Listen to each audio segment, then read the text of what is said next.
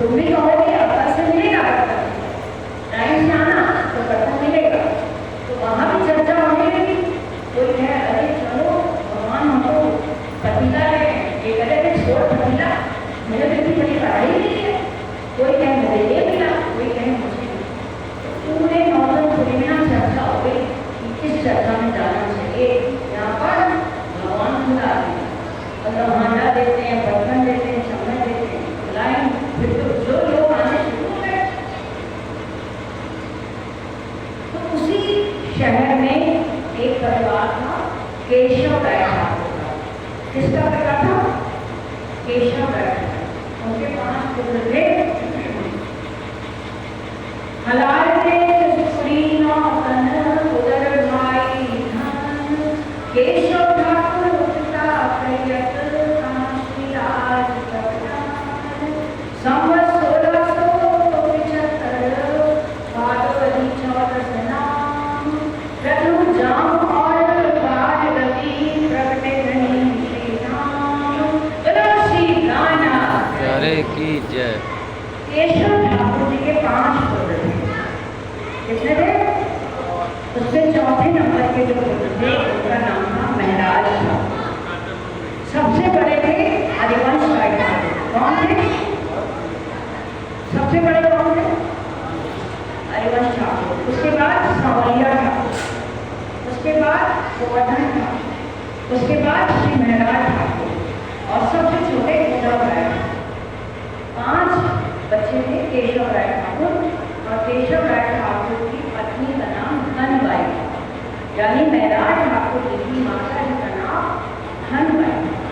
अब उस परिवार में भी बात पहुंची कि भाई रोज भगवान को तो दे रहे। उनकी जो भतीजी थी वो गांधी बाई के घर भी आई, तो रोज बताती थी केशव ठाकुर जी के। उनकी बड़ी बहू हरिवंश की तो पत्नी थी मेघ बाई, रोज उनको कहती अरे बुआ, अरे आज तो आके देखो क्या कमाल हुआ, आज तो मैंने वो खीर दी, राजी आए तो मैंने खीर तो ठीक है और चीनी मांगी, और जब मैंने वो खीर दी मुझे इतना बड़ा बर्तन लेके गए, रोज खाए रोज खाए। अब उनको लगा कि चल के देखना चाहिए, लेकिन इतने बड़े केशव राय ठाकुर है, मैं ऐसे चली जाऊँ, लालच में जा रही है ना, चर्चा को नहीं थोड़ी जा इतना कि देखो। अब यहाँ भी अगर ऐसे बढ़ने लगे तो आधा जगह आपको तो देखने ही आएगा कि देखो सच है कि झूठी है। अरे ऐसे झूठा क्या है, मुझे लगा कहोगे कि नहीं? तो ऐसे उनको लगा कि मैं ऐसे देखने जाऊँ तो अच्छी बात नहीं है। तो अपने देवर को बोला गोवर्धन को, ये गोवर्धन जरा जाओ पता तो करो क्या गांधी भाई के घर ऐसा होता है। अब वो भी शर्मा रहा है कि मैं औरतें हैं, जाने की कोई सच बात है कि नहीं, पत्नी है तो सब कोई कुछ कह रहे हो ये मान लेती हूँ। जैसे आप लोग भी ऐसी बात अपने घर में करोगे, वहाँ ये मिल रहे हो, यहाँ ये मिल रहे हो, तो आप क्या करेंगे? चुप है, तो पता तो है ये मिल रहा हो वो मिल रहा हो, करेंगे। और गोवर्धन ठाकुर ने कहा मैं नहीं चाहता, अपनी पत्नी को भेज पाऊँ। तो उनकी पत्नी थी पद्मा, उसको भेजा, जाओ। जैसे औरतें चली जाती है ना, कुछ भी देखती है, जाओ तुम देख के आओ। वो पद्मा गई, देखा वास्तव में कृष्ण भगवान आए हुए भोजन कर रहे हैं, 3 साल आते हैं, जमुना की प्रकट हो रही है, परम का कभी बाग बगीचे प्रकट हो रहे हैं, कहीं कुछ और बर्तन भी नहीं रहे। तो आई कहती है मेघ बाई को, कहती दीदी बात तो सही है, बिल्कुल साक्षात आ रहे हैं हमारे पास। तो अब सब चर्चा सुने। सबसे पहले गोवर्धन ठाकुर जाते हैं, लेकिन गोवर्धन ठाकुर इन चीजों के लालच में नहीं जाते। पहले मिला गोवर्धन का श्री देवचंद्र जी से, कहाँ श्री राज के दीदार को बातें करे घर में। राजी के दीदार के लिए हो गए। जब उनको ये पता लगा ना कि भगवान दर्शन दे रहे हैं, साक्षात राज्य महाराज करें, तो उनको लगा मैं भी दर्शन करके आऊँ। तो गोवर्धन ठाकुर जाते थे, वो सतगुरु महाराज की चर्चा सुनते, बहुत आनंद आता है। और घर में अपनी बातें बताते, आज तो ये हुआ, आज तो ये हुआ, आज तो ये हुआ।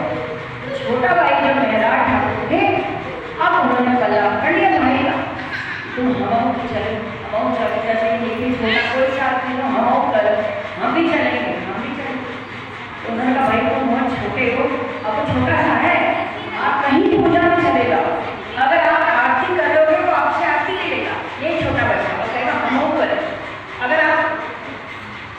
क्यों कर रहे हो, चवर कर रहे हो, तो आपसे चवर लेगा, करने नहीं देगा, कहेगा हम।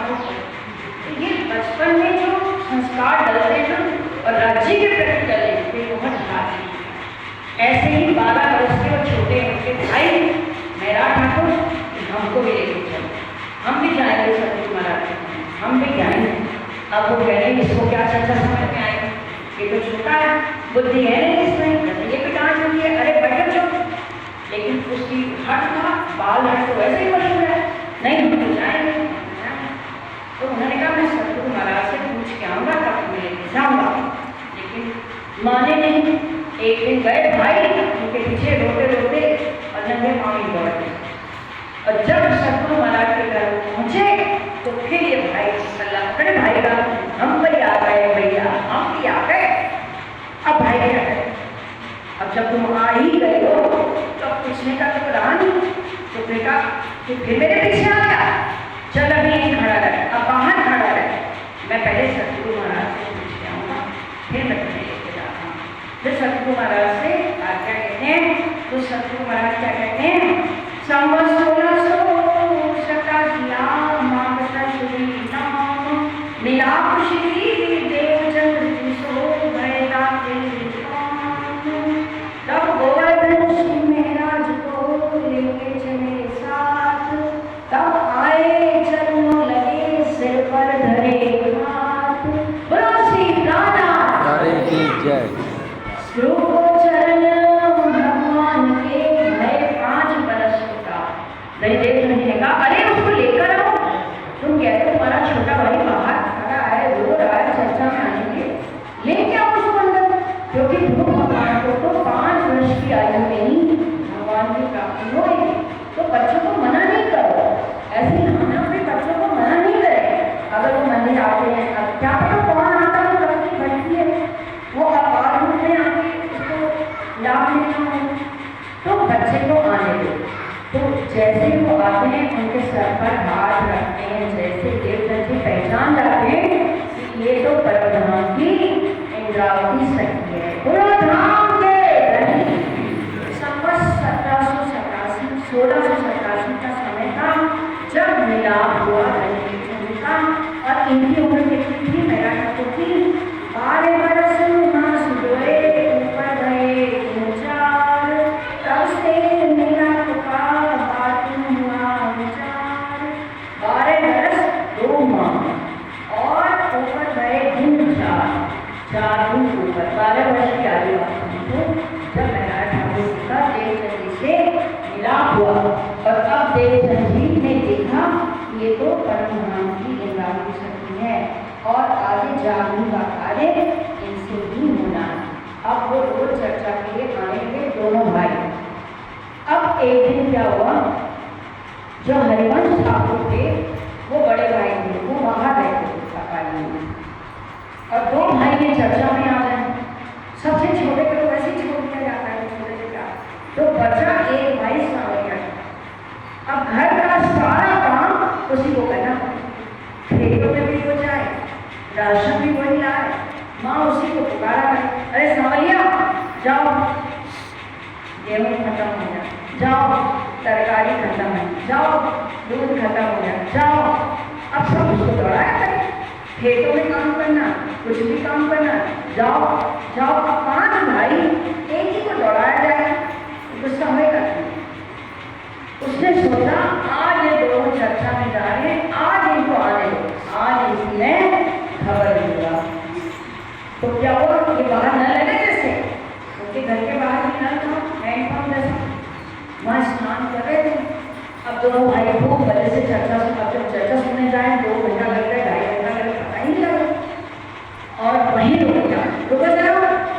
आज उन दोनों भाई को खबर है, क्या कहते हैं, काम का ना काज का, 2.5 से अनाज का, होते हैं ना, कहते तुम दोनों को बहुत जल्दी चल रही, कोई घर का काम तो नहीं कर, हर काम माँ मुझे बुला के कहती सावरिया ये ले आ, सावरिया वो ले आ, तुम दोनों चले गए, पहचान नहीं है ना, तो डंडा लेके और खड़े हो, आज मैं तुम दोनों को सबक सिखा के रहूँगा, और तुमको तुम्हारे राम जी बने ना, जैसे तुम्हारे सब लोग रुके हुए, गांव जी भाई को और तुम्हारे जो शत्रु हैं उनसे भी क्या करना, पिताजी से कह के शहर से बाहर निकलना। श्री रामनाथ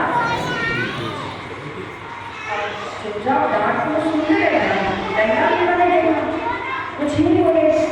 लेकिन जब उन्होंने ये कहा ना तुम्हारे सतगुरु को भी निकाल दो, सतगुरु के नाम पे उनको इतना गुस्सा आया तो हमारे सतगुरु के लिए अपशब्द बोलोगे। तो डंडा उठाया दोनों भाइयों ने और दौड़े। बड़ा भाई था वो सावली था, लेकिन दौड़े उसके पीछे कि तुमने हमारे सतगुरु का अपमान क्यों किया। अब दौड़े, दौड़ते तो अब कौन दिखाई दिया, माता जी नहीं दौड़ गई। अब माता के पीछे जाके छिप जाते हैं। अभी एक भाव बोलो